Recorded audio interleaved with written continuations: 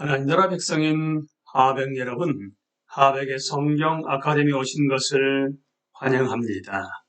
이 시간은 그리스도인이 꼭 알아야 할 기본 진리 68강 시간입니다. 함께 나눌 주제는 교회 중에 교회의 정체성입니다. 우리는 지난 시간에 이어서 교회의 정체성 가운데 성경이 나타난 교회의 이미지들에 대해서 나눕니다. 이번 시간에는 하나님의 백성, 그리스도 몸에 이은 그리스도의 신부부터 시작합니다. 이 생생한 이미지는 구약의 하나님이 이스라엘을 자신의 신부로 묘사하시는 것에 뿌리를 둡니다. 하지만 비극적이게도 이스라엘은 신실하지 못했습니다.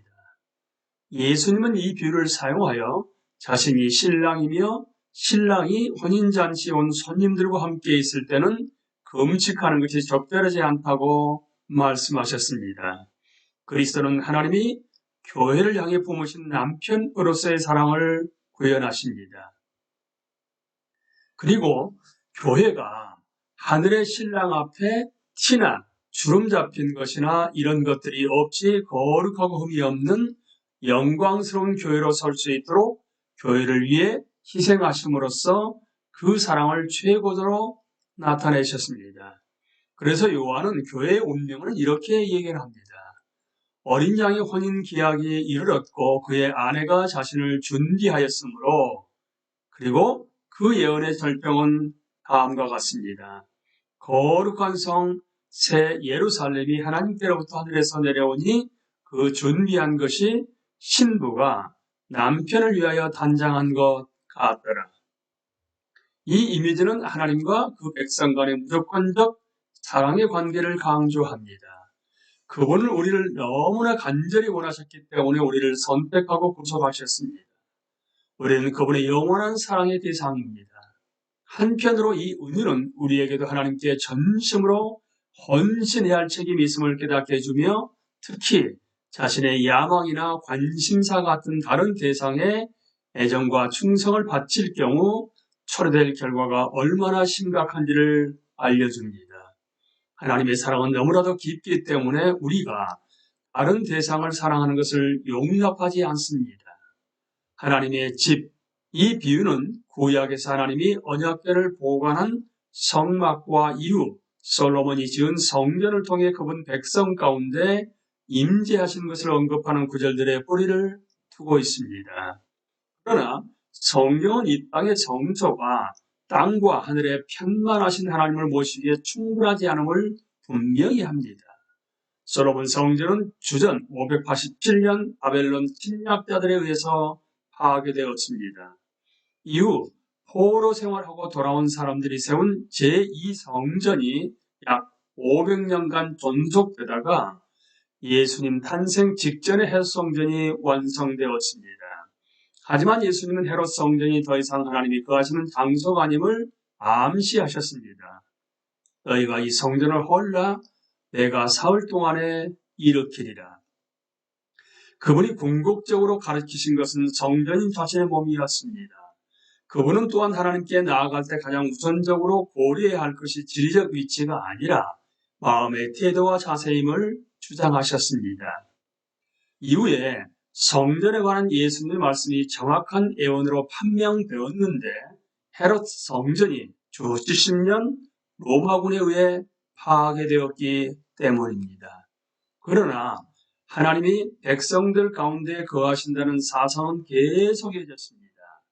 예수님의 몸이 십자가에 달리심으로 성령이 이 땅에 오실 수 있었기 때문입니다. 따라서 교회는 그리스도의 몸, 즉 하나님이 거하시는 새로운 성전으로 창조되었습니다. 그리스도는 친히 모퉁이 돌이 되셨고 그 위에서 하나님의 백성이 하나님의 성전, 곧 성령 안에서 하나님이 거하실 처소로 지어졌습니다. 이 성전은 장차 주님이 재림하실 때 완성될 것입니다. 하나님의 장막이 사람들과 함께 있음에 하나님이 그들과 함께 계시리니 그들은 하나님의 백성이 되고 하나님은 친히 그들과 함께 계셔서 발전된 신약적 의미에서 이러한 교회의 이미지는 돌로 지어진 건물과는 별로 상관이 없습니다. 교회 건물이 아무리 거룩해 보이고 건축 구조가 탁월하다 해도 교회를 건물로 보는 일반적인 태도는 대단히 유감스럽습니다. 이 이미지는 성령의 창조물인 교회가 본질적으로 지니는 영적 특성과 교회의 기초이자 모퉁이 돌인 그리스도의 중심적 위치를 강조합니다. 아울러 이 이미지는 그리스도인 삶의 근본적 상호성을 강조하는데 하나님을 경험하고 그분을 섬기는 일들이 일어나고 표현될 수 있는 것은 서로를 하나님의 한 성전을 이루는 살아있는 돌로 인정할 때 가능해지기 때문입니다. 하나님 나라, 하나님의 통치는 세상에서 거부와 무시를 당하고 있습니다. 심지어 하나님이 그의 영토로 선택하신 이스라엘에서조차도 그분의 뜻이 거부되고 율법이 무시되었습니다. 바로 여기서 하나님이 자신의 왕권을 천명하시고 인간들 사이에서 그분의 통치 또는 나라를 확립하실 그날에 대한 예언적 소망이 생겨났습니다. 예수님은 그 시대가 도래했음을 선포하셨고 부활을 정점으로 하는 그분의 사역을 통해 하나님의 통치가 실제로 확립되었습니다. 물론 하나님 나라의 완전한 치료는 주님의 영광스러운 재림 때 이루어질 것입니다. 하나님의 통치가 그분이 흑암의 권세에서 건져내서 그의 사랑의 아들의 나라로 옮기신 사람들 가운데 확립되었고 그리스도는 성령을 통해 하나님의 통치를 시행하십니다. 하나님 나라와 교회를 동일시하는 것은 잘못이지만 교회가 진정으로 그리스도의 말씀에 순종함으로 그분께 복종한다면 교회는 하나님의 통치의 도구가 될 수 있습니다. 현재 교회는 하나님 나라의 완전한 도래를 기다리고 있지만 성령의 사역을 통해 서로 사랑하고 섬기는 경험 속에서 하나님 나라의 삶을 진정으로 구현할 수 있습니다. 인간 경험의 다양성이 극복되고 다양한 구성원들이 하나님의 가족 안에서 특별한 일치를 발견하는 성령의 공동체는 하나님 나라를 미리 보여주고 이를 기대하게 하는 역할을 합니다. 또 일반적 차원에서 이 이미지는 교회가 지닌 종으로서의 본질적 특성을 보여주고 삶의 전 영역이 하나님의 말씀을 통한 그분의 통치 아래 있어야 할 필요성을 나타냅니다. 하나님의 가족, 이 이미지는 구약에서 이스라엘을 하나님의 아들로 지칭하는 부분에서 처음 나타납니다. 이는 궁극적으로는 당대 하나님의 아들로 나타날 예수님에 대한 언급입니다. 이 이미지의 온전한 의미는 신약에서 분명하게 드러나는데 그리스도 안에서 우리는 하나님의 가족으로 다시 태어나 그분의 자녀로 입양되고 하나님의 성령이 우리 마음에 부어져 하나님을 아버지라 부를 수 있게 됩니다.